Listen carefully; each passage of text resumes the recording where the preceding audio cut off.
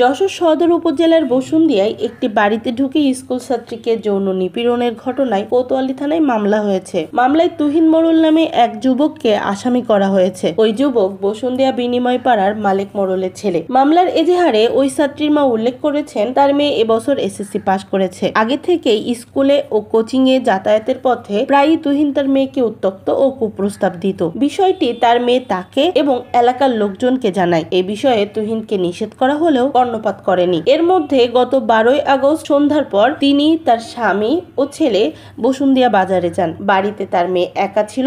এই সুযোগে তুহিন ঘরের মধ্যে ঢুকে তার মেয়েকে যৌন হয়রানি করে। সে সময় তার মেয়ের চিৎকারে আশেপাশের লোকজন এগিয়ে আসলে তুহিন দৌড়ে পালিয়ে যায়। পরে তিনি বাড়িতে ফিরে ঘটনাটি শোনেন এবং থানায় মামলা করেন। এ বিষয়ে বসুন্দিয়া পুলিশ ক্যাম্পের ইনচার্জ এসআই ফজলুল হক জানিয়েছেন, আসামিকে গ্রেপ্তারের অভিযান চালানো হচ্ছে। আর ওই ছাত্রীকে আদালতে নেওয়া হলে রোববার সে জুডিশিয়াল ম্যাজিস্ট্রেটের কাছে জবানবন্দি দিয়েছে। নিউজ ডেস্ক, দৈনিক রানার।